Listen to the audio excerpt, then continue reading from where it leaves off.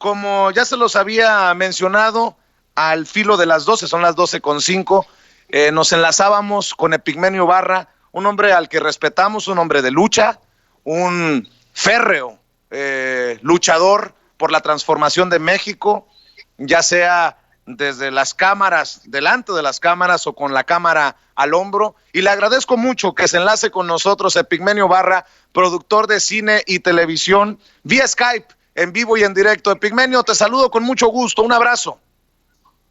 Mi querido Vicente, un abrazo a todo tu auditorio, así a la distancia, con mucho cariño para Claro, como nuestros debe de ser en compatriotas. estos momentos.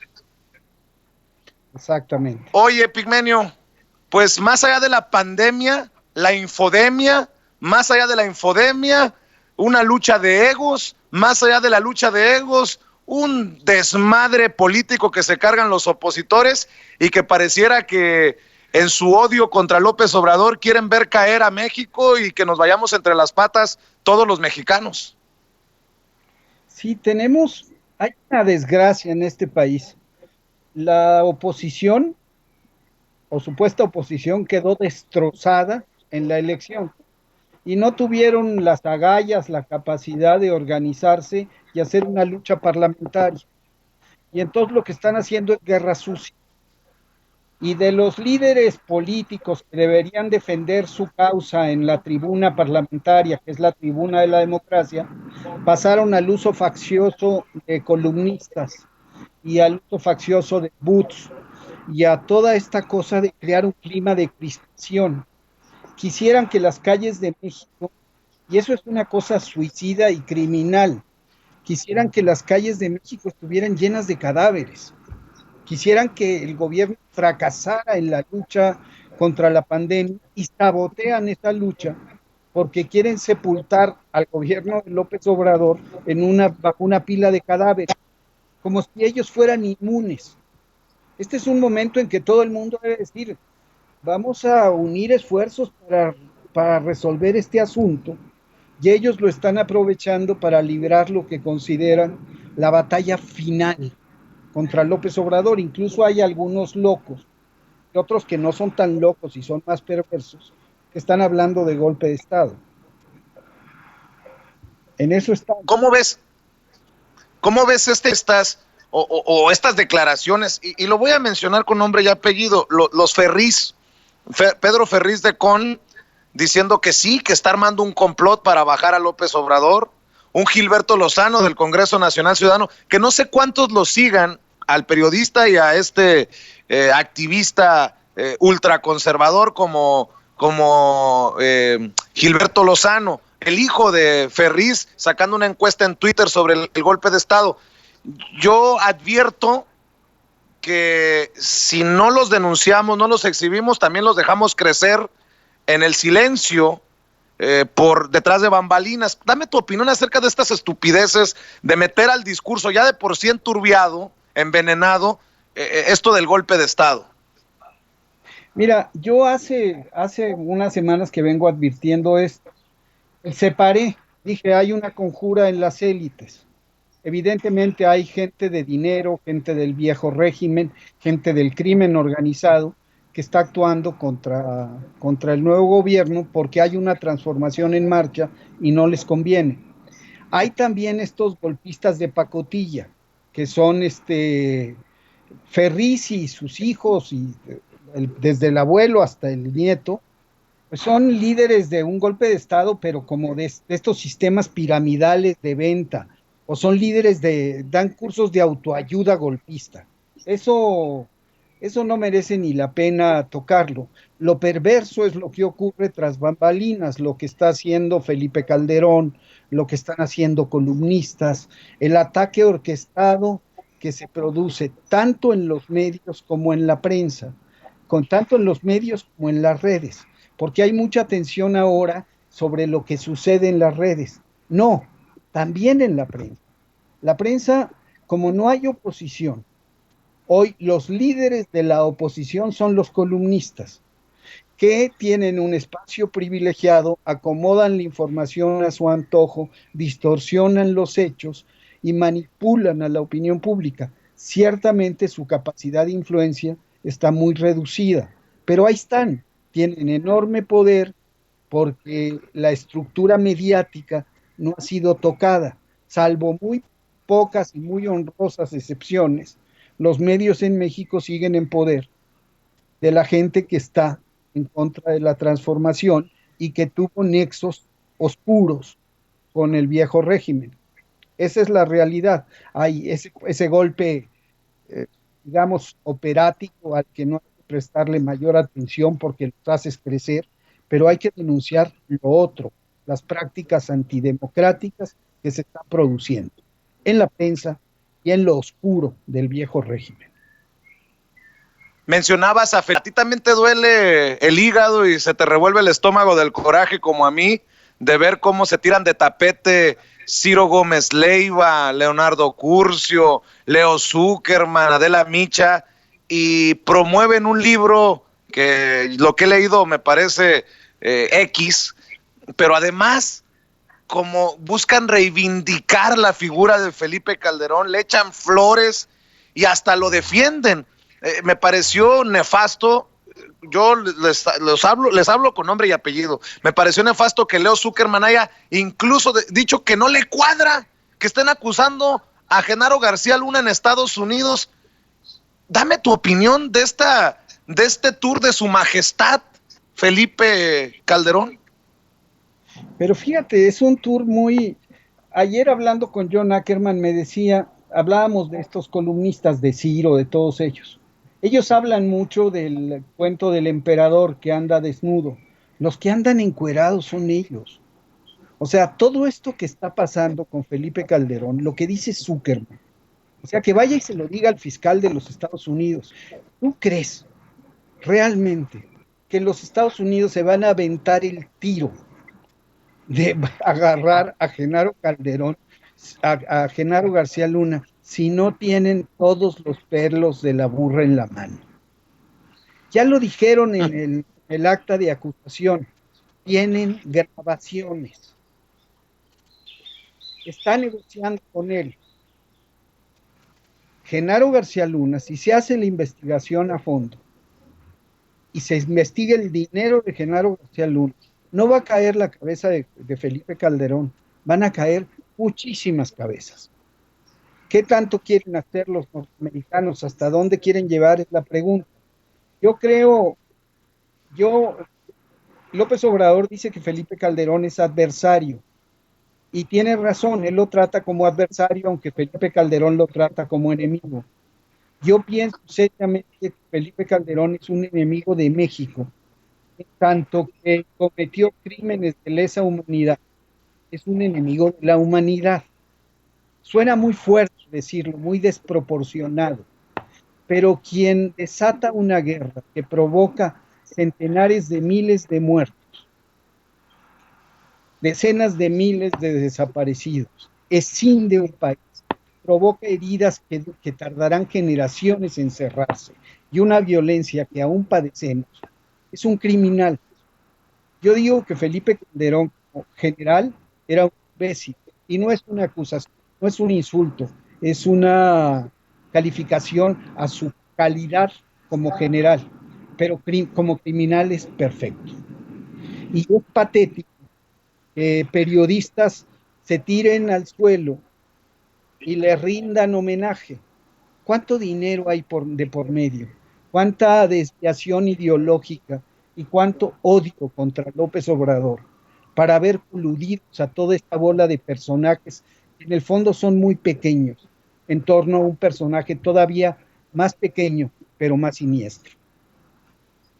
Epigmenio, la última entrevista que me concedió Porfirio Muñoz Ledo allá en Monterrey, en el Congreso en Monterrey, Nuevo León, me decía que Felipe Calderón era el peor presidente en la historia de México. ¿Tú también piensas lo mismo? Yo creo que no fue presidente, creo que fue el segundo usurpador en la historia de México y que entre él, Victoriano Huerta provocó 1 millón de muertos. La decisión de Victoriano Huerta de asaltar el poder y matar a Madero provocó 1 millón de muertos. La usurpación de Felipe Calderón, que fue una usurpación, un robo a la presidencia, orquestado con el PRI, con Vicente Fox, con los varones del dinero, ese robo a la presidencia ha provocado centenares de miles de muertos en México. Entonces, no estoy de acuerdo con Porfirio, no fue el peor presidente, nunca fue presidente, era un usurpador, se sentó en la silla. Yo nunca lo consideré presidente, nunca lo voy a llamar así, porque lo tengo que llamar como es. A Huerta no le dices el presidente Huerta, le dices el chacal, el usurpador. Así he de decirle yo también a Felipe Calderón. Y en ese sentido recordar que muchos de esos analistas, de esos periodistas, de esos comunicadores que hoy básicamente se le tiran a los pies a Felipe Calderón son algunos de los nombres que vimos firmando aquel aval, aquel desplegado para avalar el fraude del 2006. Me refiero a Leo Zuckerman, solo porque me acuerdo del caso de Leo Zuckerman porque es el más reciente que lo entrevistó, pero ahí estaban los Krause, ahí estaban varios de los que hoy están en nuestra vida política y de comunicación, los que avalaron con su firma con aquel fraude del 2006. Mira, es una cosa que yo discutía ahora con Carmen hace unas horas, con Carmen Aristegui. Ahí la relación entre prensa y poder fue tan perniciosa en México que puedo decirlo y va a sonar muy fuerte, que corresponsables del robo de la presidencia, corresponsables de la guerra, por tanto de los crímenes de lesa humanidad, son los periodistas que encubrieron tanto el robo de la presidencia como extendieron el aval a la guerra.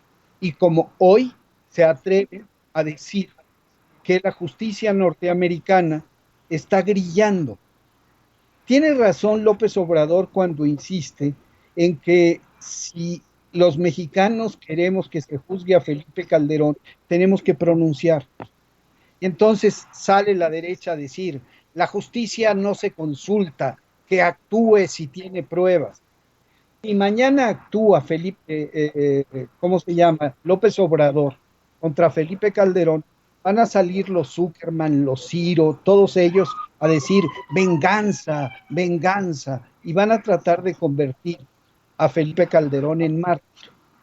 Nos toca a los ciudadanos pronunciarnos y ojalá y la justicia norteamericana lo alcance. Ahí están las pruebas, ahí está la evidencia. O sea, tienen grabaciones, está en el expediente. Sería muy bueno que tú, estás en los Estados Unidos, acudieras a las fuentes de la fiscalía para que vieras el expediente, pero lo decía Jesús Esquivel. En el expediente dice, hay grabaciones. Y un fiscal no puede mentir así al juez. Dame Entonces, la oportunidad de regresar a Estados Unidos, las tareas de las que me voy a encargar, querido Epigmenio. Oye, Epigmenio, a ver, ay, es que hay tanto que platicar. Tú eres un muy importante miembro de las benditas redes sociales. Y pareciera que en los medios tradicionales, y no importa de qué personaje estemos hablando, incluyo incluso, con mucho respeto, a Carmen Aristegui, a todos. Pero hoy que mencionaste a Carmen Aristegui también, pareciera que no entienden esta nueva realidad de la comunicación de los medios en México. Y te leo en Twitter escribir, por ejemplo, y me imagino que te refieres a algunos personajes como Sergio Aguayo, me corrige si estoy equivocado, quien ya se tiró al piso y se dijo víctima de persecución de las redes sociales. Escribes, yo le aconsejo a esos periodistas que hoy se quieren presentar como mártires de la libertad de expresión que le echen un ojo a una sesión del Parlamento inglés. Ahí si un periodista miente, se le señala, se le reclama, y como López Obrador hace, se respeta su libertad de expresión. De plano no entienden que el disenso, el debate es la esencia de la democracia. Medios y periodistas mexicanos acostumbrados a postrarse ante el poder o a que el poder se postre ante ellos, no pueden aceptar que el debate y el derecho de réplica pueden y deben ser recios. Dame tu opinión acerca de esta realidad, redes sociales, medios tradicionales, youtuberos, que muchas veces tenemos más audiencia, y lo digo con mucha humildad, que espacios con toda una estructura como la conocemos de radio o de televisión. ¿Cómo estamos? ¿Cómo ves la realidad de México ante la desaparición del Chayo? Ya muchos quedaron como damnificados de la publicidad oficial o del Chayo, como le quieran llamar. Dame tu opinión acerca de este contexto, de esta realidad que vivimos. Es que en este país se produjo una cosa muy perniciosa, única en el mundo, quizá por extendida. Durante décadas, el gobierno alimentó a la prensa con miles de millones de pesos y especialmente a ciertas figuras de la prensa y las convirtió en estrellas. Esas estrellas estaban amarradas a la operación convencional de los medios. Al aparecer las plataformas, hubo una migración de esas estrellas también a las plataformas, con toda la fuerza. Cuando tú digas pantalla de televisión, cuando tienes exposición en radio y tienes exposición en, eh, en televisión, tu penetración en las redes es más fácil porque hay una retroalimentación. Entonces, de repente aparecieron con millones de seguidores en la red. Pero esto encajó todo un proyecto. Al perder las elecciones en 2018, la oposición degradada y destrozada pasó a operar con muchísimo dinero en las redes sociales, de la mano de los columnistas que ya estaban ahí.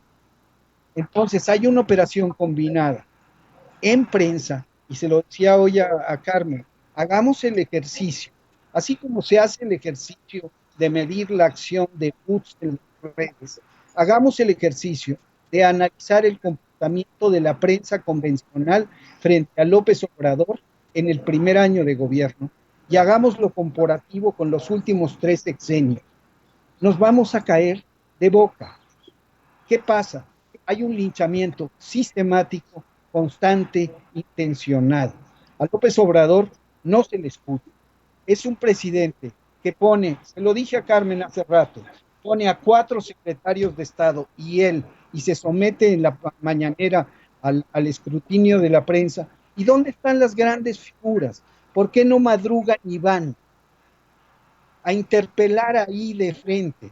¿Por qué siempre toman fragmentos, jerarquizan, acomodan a su antojo? Ese es el problema que tenemos.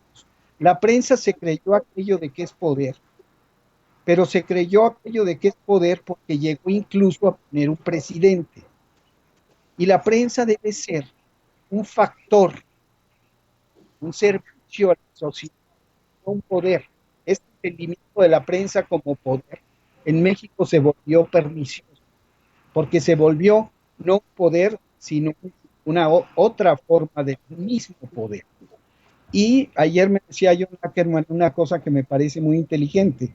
El gobierno de López Obrador, pese a ser gobierno, es en cierta medida un gobierno de oposición, porque sigue peleando contra los mismos, la Coparmex, los columnistas, los presentadores de radio y televisión, todo el mismo andamiaje que lo atacó durante 18 años y que estuvo al servicio de Peña, de Calderón, de Fox, de Salinas, todo ese mismo andamiaje sigue intacto.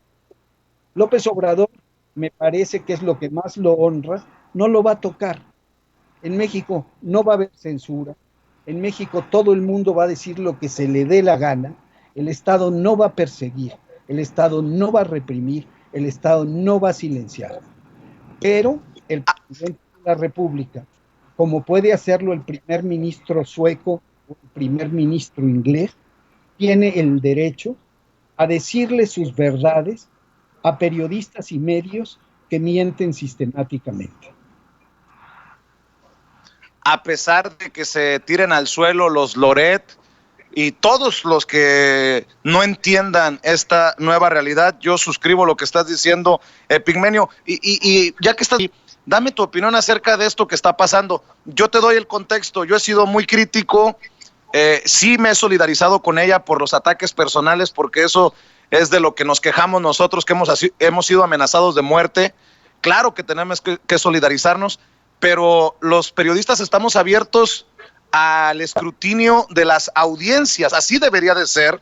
Y yo preguntaba quién verifica, por ejemplo, a esta experta Rosana Reguillo de Signal Lab, a la que le he mencionado que arteramente ha mentido en torno al caso de Vicente Serrano, de nuestro corresponsal Rafa Herrera, y nos ha incluido en sus gráficas del ITESO, y no ha dado la cara para aclarar.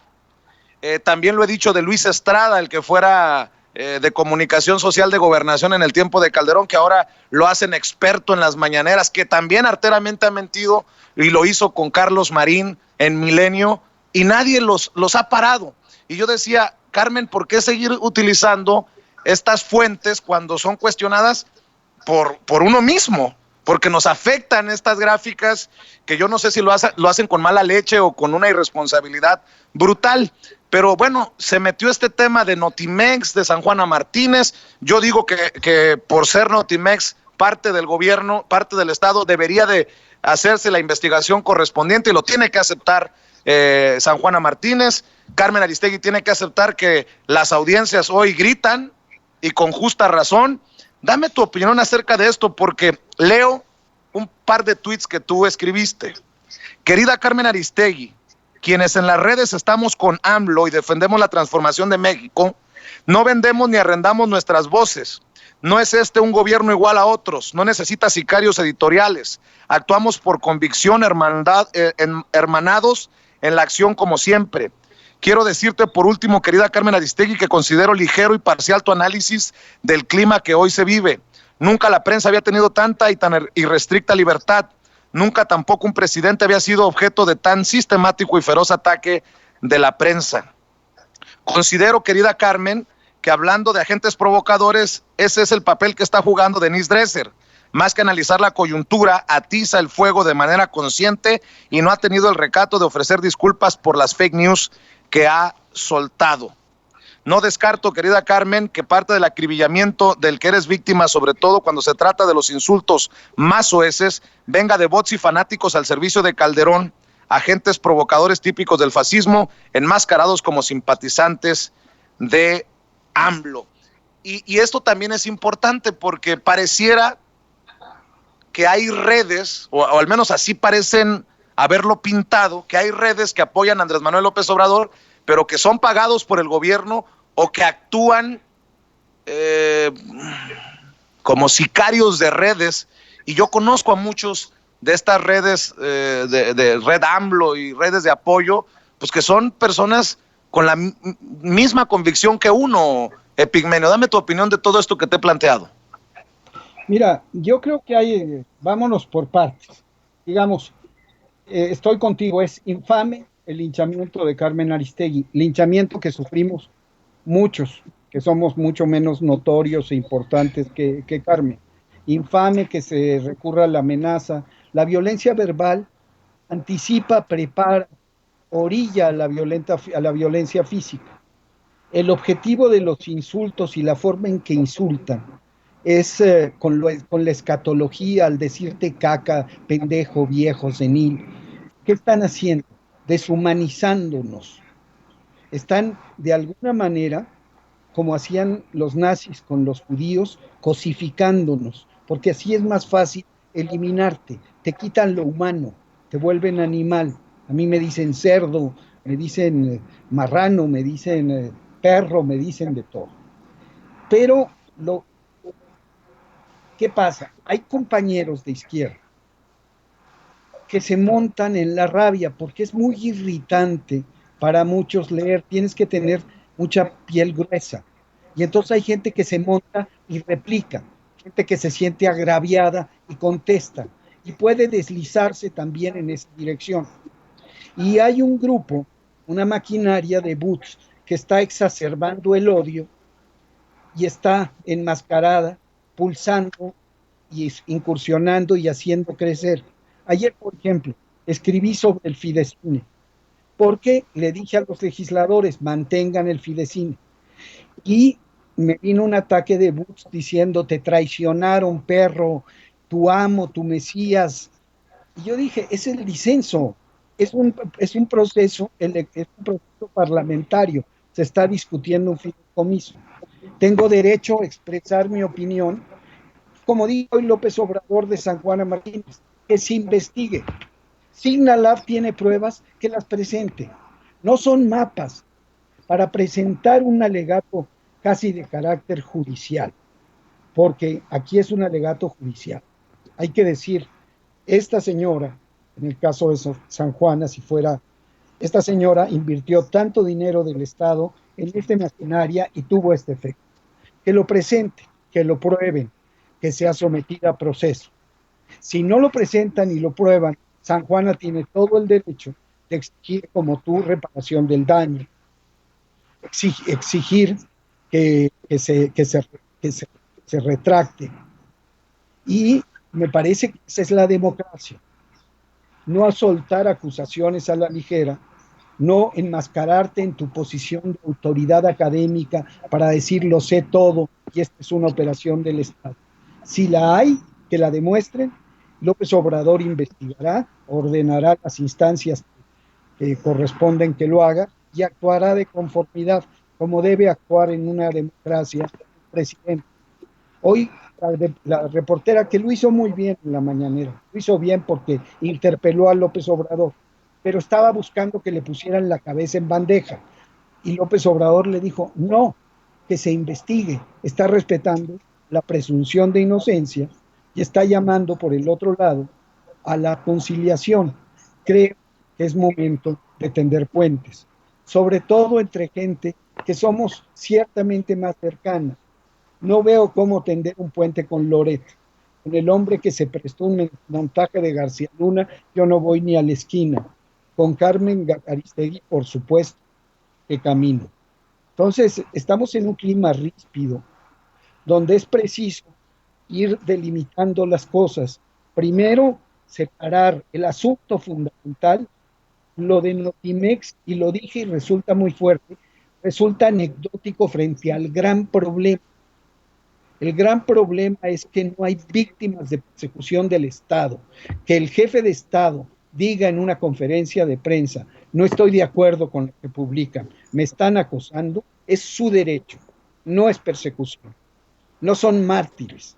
En México el Estado, el gobierno, no persigue, no tortura, no censura, no controla, no exige nada a los periodistas. Tampoco les paga ni un centavo. Y eso los tiene muy encabronados. Y les encabrona a todo mundo que ya no haya verdades absolutas. Porque yo humildemente le digo a la audiencia, no nos crean ni a nosotros a ojos cerrados. Yo no entiendo por qué le seguimos apostando a creer a ojos cerrados a los académicos, a los que presentan estudios. Bueno, ¿qué hay detrás de quién está financiando, con qué intención? Porque una de las cosas que no me han podido responder es por qué entiendo que se haga investigación de la red AMLO, pero alguien ha investigado la red de Calderón, que dice tener 6 millones de seguidores en Twitter. Ahí ya me parece un sesgo muy, muy cabrón, perdóname la expresión, Epigmenio, pero ¿por qué pareciera que hay una necesidad de decir, ahí está, López Obrador es igual o peor que los demás? Es que no hay, es una operación, hay una convicción, hay un grupo perverso que quiere tumbar a López Obrador, hay un grupo de personas, digamos, bien intencionadas, políticamente correctas, que cree que su obligación es oponerse a López Obrador porque ya es poder. Y la obligación de cualquiera es oponerse al poder. Pues sí, yo me opongo al poder totalitario, me opongo al poder autoritario, me opongo al poder corrupto, pero apoyo al poder que transforme. Y de eso no me muevo. Ellos, por el contrario, creen eso. Hay otro grupo que tiene diferencias ideológicas con López Obrador y que las ha tenido de siempre, unos desde la izquierda, otros que son más conservadores.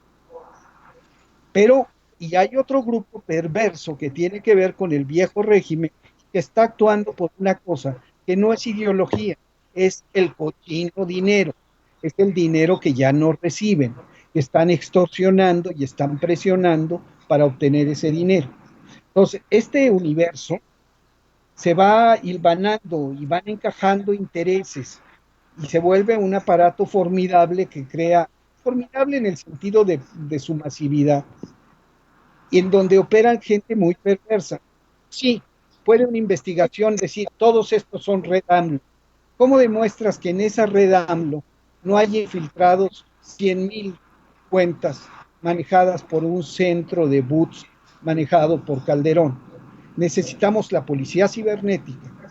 O sea, pasamos de las acusaciones basadas en documentos académicos a la búsqueda de evidencia judicial.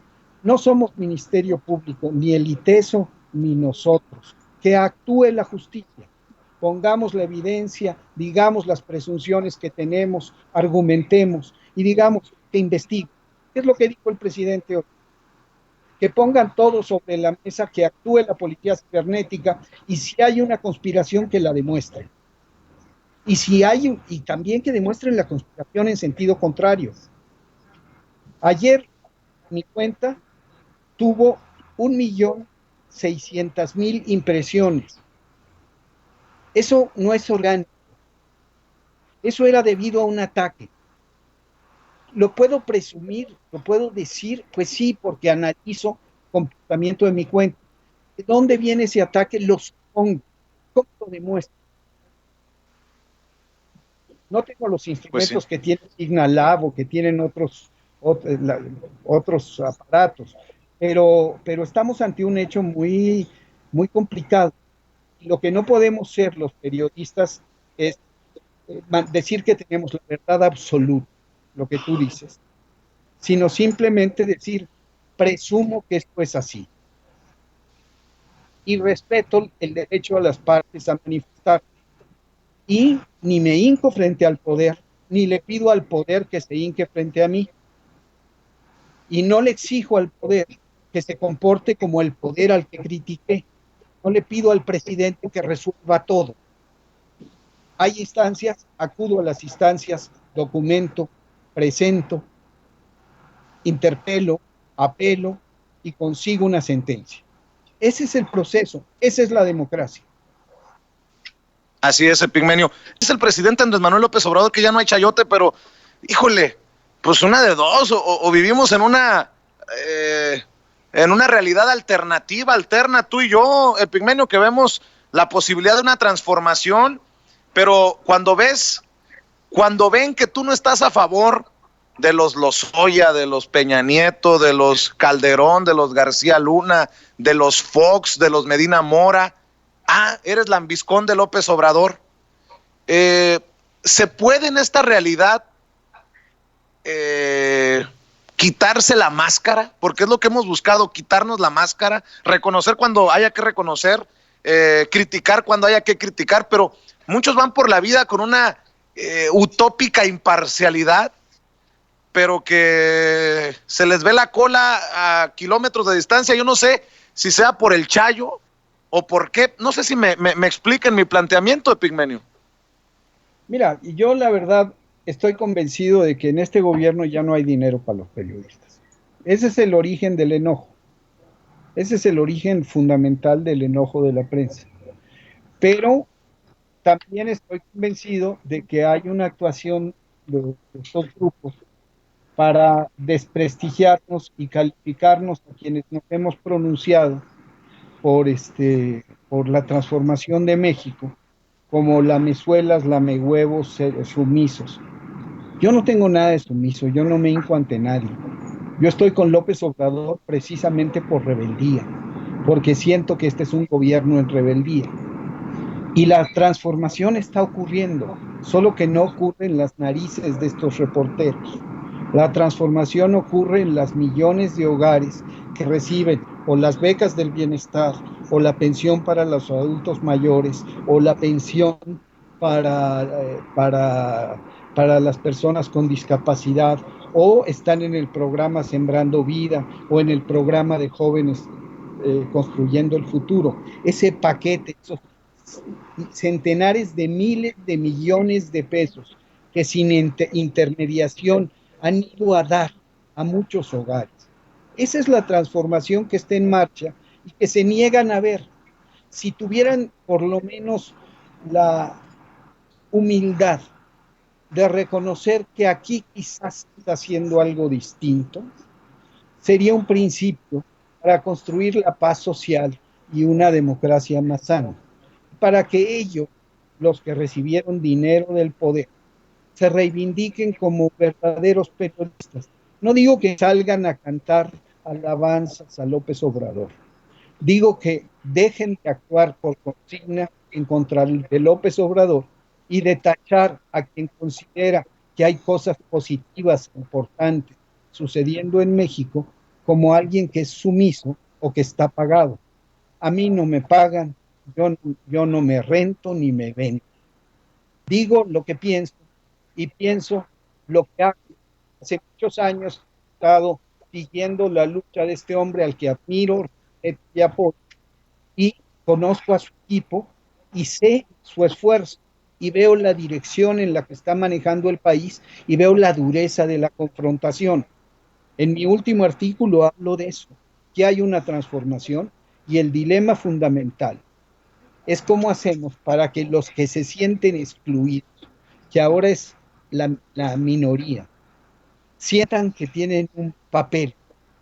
La pregunta que se hacía López Obrador es qué hacer con los ricos, cómo decirles que esta transformación es radical, es pacífica, es inclusiva y que ellos tienen un papel que jugar.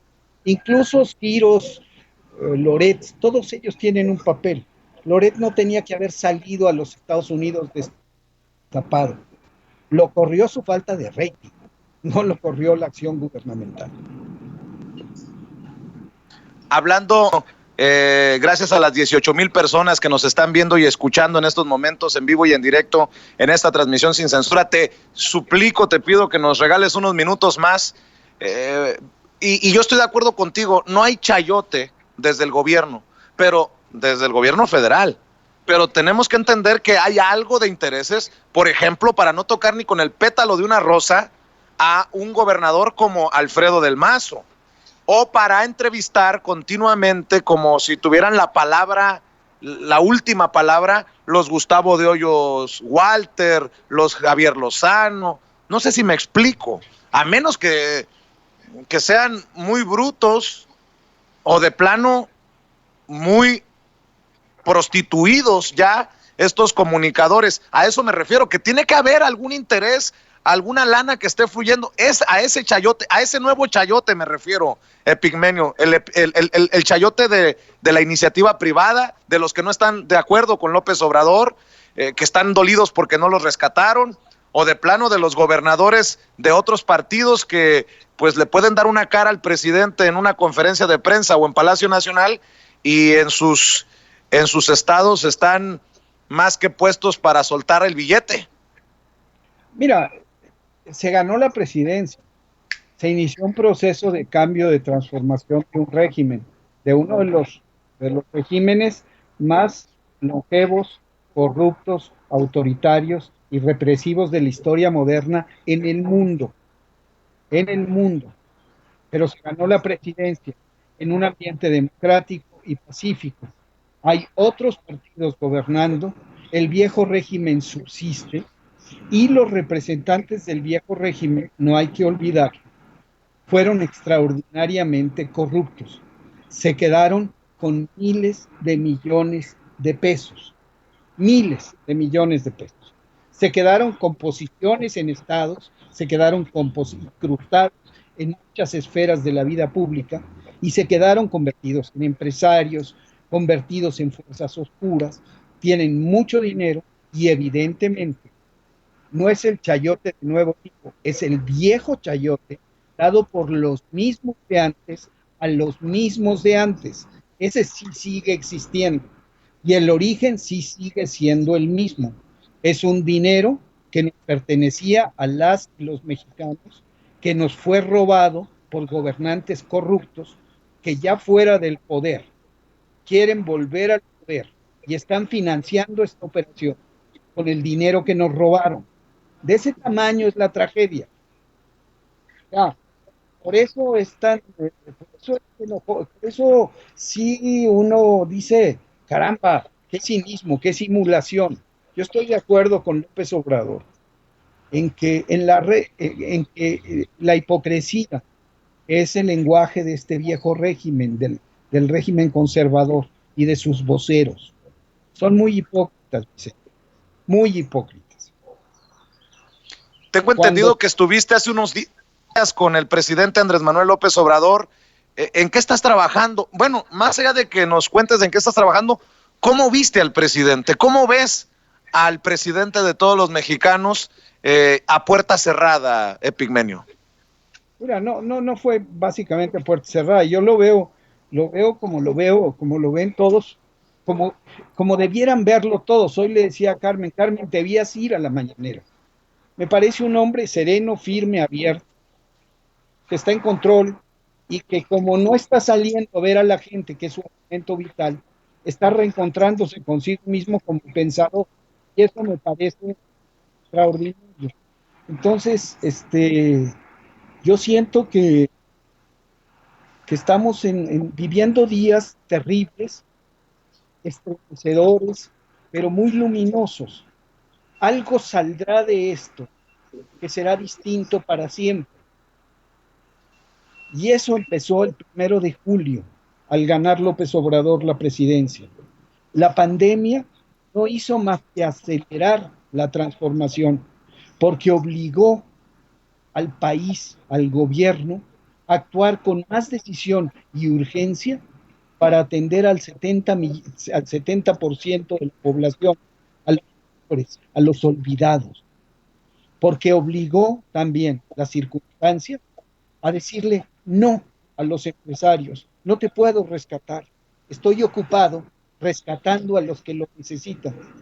Yo soy empresario, le estamos pasando negras, pero vamos a salir adelante. Tenemos que preservar los empleos, tenemos que acuerpar con el gobierno las decisiones, tenemos que seguir con estricta observancia las medidas de sana distancia, volver a la nueva normalidad con protocolos rigurosos. Y tenemos futuro. Va a ser difícil, pero tenemos un presidente, tenemos un gobierno que está actuando y tenemos un viejo régimen que está resistiendo. Está en curso, y suena muy duro decirlo y algunos dirán que panfletar. Está en curso una revolución. Le pregunté, iba yo siguiendo al presidente ahí, y le pregunté, transformación es un eufemismo, y se detuvo, se quedó pensando y me dijo, el objetivo de toda revolución es la transformación. Yo pienso, Vicente, que en eso estamos. Estamos viviendo una revolución inédita en la historia del mundo, por pacífica, porque respeta la libertad de todos los sectores, porque no busca suprimir a las clases dominantes, sino quiere incluirlas. Y se está produciendo un hecho inusual, extraordinario, porque no busca silenciar a la prensa adversaria, porque tenemos un hombre al que es imposible sacarle una declaración de censura, moverlo hacia la restricción de libertades. Eso hay que aprovecharlo. Yo me siento muy afortunado, muy privilegiado de vivir este momento que es estelar. Y hablo de lo que dice el presidente y lo que dice Stefan Zweig, de esos momentos en los que la historia da un vuelco. Eso estamos viviendo los mexicanos. Bueno, si podemos para cerrar entonces, Epigmenio, déjame algo que tú le quieras seguir aquí. Para nosotros es un deleite escuchar tus reflexiones, tu análisis. No, ya, me, pero ya fue mucho, perdona por no parar. Yo, si quieres, vamos cerrando con... Y te agradezco y agradezco a la gente su tolerancia, su paciencia, su apertura. Déjame cerrar preguntándote entonces. Entendiendo que López Obrador no es perfecto, pero que tiene la autoridad moral, que no es corrupto, porque si no, ya lo hubieran despedazado, o lo hubiéramos exhibido los mismos periodistas, entendiendo que es un hombre que sí busca un México mejor, un México más justo para los de abajo, pero también entendiendo lo que digo, que no es perfecto. ¿Qué ves que se tenga que mejorar en la cuarta transformación? ¿Ves los eslabones débiles como estos que se han señalado, los Manuel Bartlett? ¿Qué ves? ¿Qué no está funcionando? ¿Qué necesita funcionar mejor? ¿Qué le podemos criticar constructivamente al presidente o a su cuarta transformación, a su gobierno, Epigmenio? Es que fíjate que esta cosa hay que criticarlo. Yo en este momento estoy en la línea de cerrar fila. ¿Por qué? Porque estamos en una emergencia. Estamos en una emergencia. Ya vendrá el tiempo de hacer las correcciones que haya que hacer. Lo primero que hacer, hay que salvar vidas, hay que salvar al país, hay que salvar vidas, salvar a la sociedad, a los más vulnerables. Hay que salvar la democracia y hay que salvar a... Ya que estemos en esa, cuando salvemos la democracia, cuando no haya más amenazas contra la paz, vamos entrando a desmenuzar las cosas y a decir aquí hay un lastre. No puedes hacer una... Hay un fenómeno que no está estudiado. ¿Cómo llegas al poder para derrotar un régimen totalitario? Eso es lo que teníamos, sin las armas en la mano, estableciendo alianzas amplias. Esas alianzas amplias, por fuerza, tienen que irse quebrando, mostrando fisuras, desgastando. En ese proceso estamos. Yo saludo las diferencias, saludo los lastres que hay, porque este gobierno lo que necesita precisamente es equivocarse. Me encanta el planteamiento de López Gatell y de general del presidente y del secretario Alcocer. Vamos a hacer esto en cuanto a la pandemia. Y si estamos mal, nos echamos para atrás.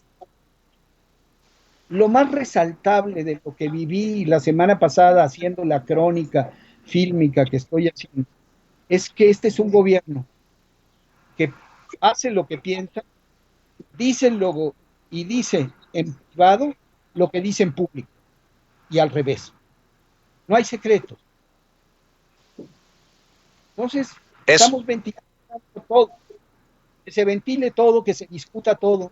Yo, de mi parte, Pigmenio Ibarra, que no soy reportero, yo opino, construyo, yo estoy por la transformación de México. Me dicen, eres parcial, soy parcial, pero soy objetivo. Qué buena frase esa, ¿eh? Pues como yo también he dicho, prefiero 1000 veces que me griten chairo a que me griten chayotero. Y si estar en contra de la corrupción, de la impunidad, de la simulación, del servicio con la cuchara grande en gobiernos prianistas, es de alguna manera estar del lado de México y decir que estar del lado de México es ser el ambisco. Bueno, pues apúntenme en la lista. Total, el tiempo nos pondrá a todos en el lugar en el que nos merecemos, mi querido Epigmenio Ibarra. Yo te agradezco esta extensa oportunidad para dialogar. Qué bueno que tienes la oportunidad y el detalle de saludar y de platicar con nuestra audiencia, que es la más importante. Y aquí están siempre los micrófonos y las cámaras abiertas de Sin Censura y de tu servidor Vicente Serrano para dialogar, que tanta falta nos hace dialogar sin tener que aguantar amenazas de muerte o todo lo que te dicen a ti, me lo han dicho también a mí, así que estamos en las mismas condiciones, como dice la canción. Te mando un abrazo, Epigmenio. Gracias, muchas gracias. Gracias y hasta luego. Es Epigmenio Ibarra, productor de cine y televisión, un hombre que está claro en su papel, que está claro en lo que busca, en lo que propone. Y bien dice que si es parcial, pues sí es parcial, pero es objetivo, dice. Qué interesante el concepto, mi querido Toño, de esta figura de las redes sociales, de los medios de comunicación, de la política, de esta cuarta transformación, Toño. No, y ¿sabes qué, Vicente? Es importante que podamos pensar y reflexionar en todo lo que hemos escuchado hoy de Epigmenio Ibarra, de cómo es que en efecto la oposición queda destrozada en la elección, cómo es que hay pues esta intentona absoluta de un golpe de Estado, pero se queda en los cursos de autoayuda golpista. Me encantó escuchar eso de los Ferrís, desde el abuelo hasta el nieto, ¿no? Que se quedan en esos cursos de autoayuda golpista y que se quedan en el periodismo de pacotilla, ¿no? También esta parte me llamó mucho la atención, y eso creo que la gente también lo estuvo comentando muchísimo en los chats, de cómo Epigmenio Ibarra considera a Felipe Calderón como el verdadero enemigo de México.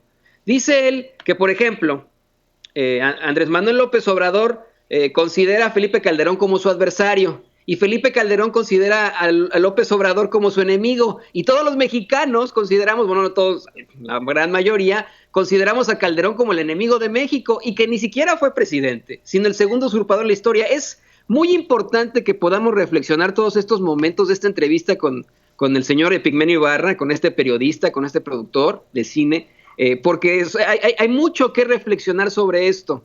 Hay mucho que hablar sobre pues estos encubrimientos, estos linchamientos mediáticos que existen, sobre esta andanada de pagos millonarios a esos periodistas que hoy ya nadie ve, ya nadie escucha. Y yo le voy a decir al público de Sin Censura que todo lo tenemos ya subiendo en estos momentos para que usted se dé una vueltecita a todos los momentos más importantes de esta entrevista. Así es, mi querido Toño, y en unos minutos nuestros compañeros también van a ayudarme a conseguir este enlace en vivo y en directo con el exagente de contrainteligencia ruso Daniel Stulin, con quien tenemos que hablar de esto que para muchos resultaba en su momento